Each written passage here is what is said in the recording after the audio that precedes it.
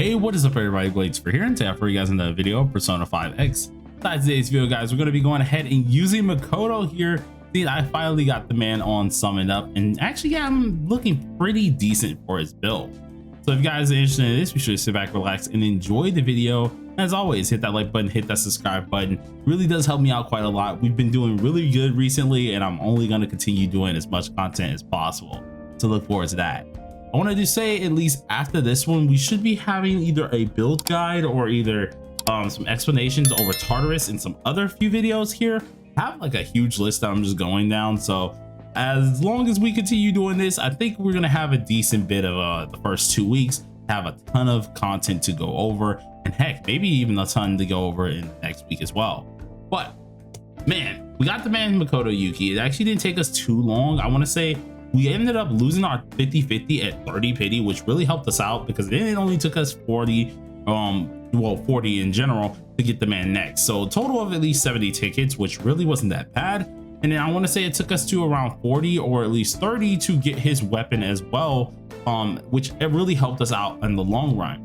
But once we had all that up, I ended up getting the man up, and I haven't finished anything really too much with his mental images. I do have this one done for pin, but of course we do need to get a damage bonus and these other two as well to help us out as well here. But he's looking pretty decent so far. I have him ranked at a good old 104, and his build looks something like this. Now, if a couple of you guys are wondering why my crit rate is so low here, I've mainly only focused on crit damage here, and which I'll show you guys in a second on my cards here. And all of them are pretty mid. I want to say this one's all right, but I really want to get this replaced because too much attack for my taste. First of all, I would kind of like this to went like one into attack, one in pin, and instead of having crit rate here, I'd rather have crit damage because all my crit rate is going to come from my come from my navies anyway. So I'm not really looking forward to having a lot of crit rate from that at least standpoint there. But this one's kind of mid here. We do have this one that's pretty decent. Everything went to crit rate, the rest went to crit damage. Only bad part about this crit rate one is it started off as a very low percentage, so it only went to 6.3. This one was widespread, which was one of the few that I ended up having from the update that we had, or at least the little build a card update thing. So got 11% on crit damage, so I was kind of happy about that. Other than that, it was okay. This one here was another one I ended up building here, which only gave me 1 to crit rate, but it went to everything else that I really wanted, so I really didn't mind it. And then we had this one recently that just happened to get a crit rate roll and then also go into crit rate. So all in all, pretty decent. I would have rather this been like the 3 and then of course this be a 4th one or something like that, because then we could just re-roll it and have no fear. But unfortunately, this is what we got to deal with right now. So this is the whole build. Right now, the man has actually been doing really good. I've used them a fair amount of times here. So first things first, let's go over exactly what the guy does. You guys already know, of course, his whole skill rotation is the 3-1 skill rotation, or 1-3-1-3 skill rotation here. And of course, if you do have dupes, it could very well vary. You can kind of swap it up if you do want to. Though normally you're going to be using the 1-3-1-3. That's going to be your main go-to. If you do have, of course, what is it called? Like A1 or anything like that, you might want to change it up, but it just depends on what you really want to see. Now, this character, once again, is a single target DPS who's a fire single target DPS, and immediately with at least his passives, he will end up synergizing way better with C's allies. As we can see with the lead passive here, it already helps out his 3G and actually increases all allies attack. But along with this, of course, it does have that additional C's ally. So later in the future, he won't be ran too much with at least these other characters that we have on the slots. If the actual C's members are really good, which most likely they're going to be really good, they're probably going to be his best in slot members, seeing he buffs all of them accordingly. Now, for the time being, of course, if you guys want to know at least a team that you can very well use here, we can go ahead and show this off. And I really want to have some fun, just pretty much just doing a little bit of just anything with this guy. I'm not gonna lie, he's been really fun to just go ahead and just utilize in battle. So let's just go to this here, and we're gonna fight one of these bosses, in which you guys are gonna get to see a little bit of how it's gonna go. If you want to run a team of any team here, I think I can actually just change one of my old teams off and we can just edit accordingly. But we have a new team here, so let's go ahead and do this. The things that you would like to go ahead and have on your said team is, of course, Makoto himself. The next is going to be the best in slot, which is going to be our girl Rico, make sure it's Wind Vast here, and make sure you have that A1. It's going to come in handy quite a lot. And then of course having our girl Howler is also going to be very helpful as a buffer, seeing that either way we're helping out his fire side of things while getting those nice old debuffs that he really does need and utilize. For the navigator, you can very well use Anj, seeing that she does help out the pin. That's probably going to be his best in slot character. And if you don't have Anj, I mean, you could go ahead and try to use Futaba, though I wouldn't recommend it as the secondary in slot, mainly because Futaba doesn't really help out in that pin rate type of feel. She mainly helps out in crit rate, crit damage. And if I'm being honest, you don't really need the crit rate like that. You're already going to get enough of that in general. The crit damage is pretty nice, but if anything, I would probably suggest just going ahead and using Phoebe, but you want to kind of make this a little bit evened out. So if you're going to use Phoebe, I would try to advise using Howler or either using Turbo to really take advantage over what you need to do with this character in general.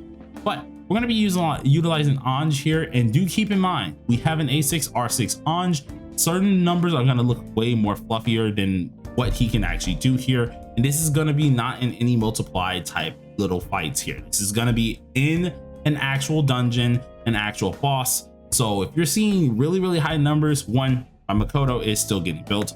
Two, that's because inside of Guild Boss and SOS, he does hit a lot harder in there due to the buffs that they do have for those modes.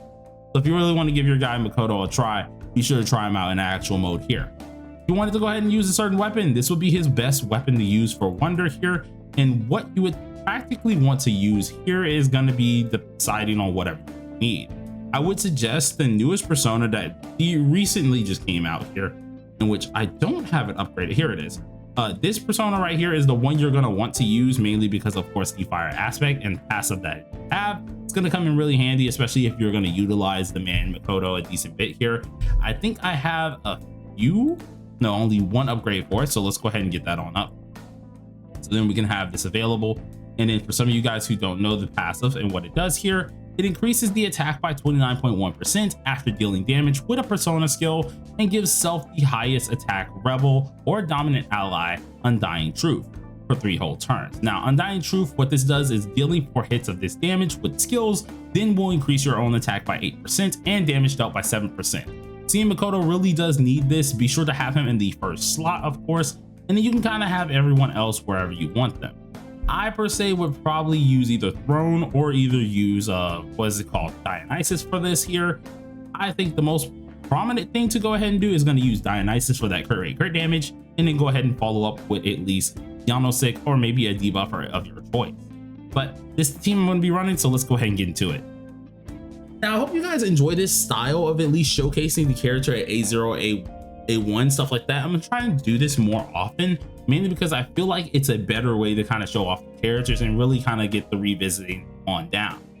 So with this character here, of course, as I did say, you're gonna want to have Anj for the most part. She's gonna help out on the pin rate. So if we go ahead and check out all the things to his passives, and well as check out all of his stats here, instead of the previous stats you guys saw here, we now have him with 7,000 attack, which is why you don't need too much attack because he already is getting amplified by the navigator and other type sources.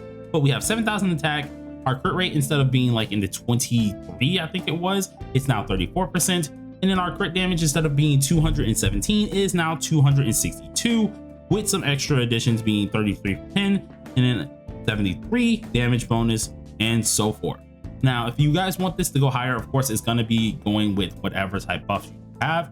I already do have 1.3 extra damage bonus due to at least Anj here, so surely do keep that in mind. But our first round here, we're going to go ahead and use, I would think we're trying to do 3-1-3-1 on her because we're going to try and save up everything else. So we're going to use our 3, making sure we get up the pin, the crit rate, and the attack percent, which is one of the reasons why I didn't get too much crit rate on my character, because just from that one buff here, our crit rate went from 33% to 46%, and this is also without Dionysus buffs, and our crit damage also went up to 70%. So now we've done this here, we can go ahead and pop this on off, making sure we get the debuffs on accordingly, and slowly do everything that we want to do with this character. Now, once again, we're getting up our crit rate and our crit damage right here. So you guys are going to see another boost, especially if you are utilizing our man Makoto. So if we take a look back at his at least skills here, this is immediately going to help you guys out again to see exactly how much he has. We have 9,193 attack with 62% crit rate, 343% crit damage, 70% pin, and at least around, let me find damage bonus, 86.2% damage bonus. And this is all within the first turn. Now, on side of this here, what we can go ahead and do is technically go ahead and just use the skill 1. This is going to help out at least our crit damage taken, or at least the enemy's crit damage taken, up to 2 whole turns. So it acts as not only just an attack, but also acts as a debuff on the enemy. So now the enemy is going to take even more damage for him this as well. That's going to be absolutely amazing. Now, for me, I'm pretty sure I have to wait till next round for this next one. Yeah, I do. And we'll use the actual exit turn or the extra turns afterwards, because that's going to be interesting to try out anyway. But Makoto also has this extra little turn, or at least the W assist, which is also going to help, which is another reason why you don't need much attack on him. So if we go ahead and use this, we get the 20% extra attack, which is going to help us out even more so. So instead of 9,000 attack, we are now sitting at, well, a little bit higher actually. So 9,500 instead of 9,200. So at this moment in time, we can just go ahead and use our 1-3, or just use 3 here, seeing we already have the 1. But I would suggest you guys to just try and get into the mode of using 1-3 first. So let's go ahead and use this. Boom. And you guys can immediately see 150k off of that one attack immediately, which is actually amazing. And that's without the little DOT of the fire, which we should get in a second here, which should deal a decent bit as well. Now, with this in mind, we can go ahead and just use this. This should possibly get him close to death. Yeah, get him close to death here. And then just to get everything set back up. Boom. And we have this all good. Now, if I really wanted to set this up the correct way, we would have to do this in a certain rotation, which does kind of suck, but we already have everything that we do need pretty much. We have our buffs, we have everything that we need here. So we're going to go ahead and use Choir of Doves. Get this on up here. Making sure he has the damage dealt as well, because he still has his previous buffs. And then what I want to go ahead and do is we're going to pop off this for the extra crit damage as well. So instead of our 380 crit damage that we had beforehand, with the amount of things that we just ended up doing, and we're going to actually give him his 2 extra turns, so this can actually show off how much he really can do here. But give him this extra turn, and we'll be able to use his 3rd skill twice, which makes this actual team really deadly. You could very well try this with Turbo, which also does work, because you're getting those pin stacks and everything else that Turbo does actually require. So I mean, like, that actually will work too. But I will say this team here is definitely really good as well. Now, so instead, we're going to go ahead and buff him again, and this time we're going to use Rebellion, boosting the crit rate and the crit damage even higher here. And if we go ahead and give him a little bit of a look-see, we have a mountain of just damage little markers here. But we also have extra 10k, which is going to be 10,686 attack here, 94 crit rate, 406 crit damage with 70 pin, and then a nice whopping 128 damage bonus.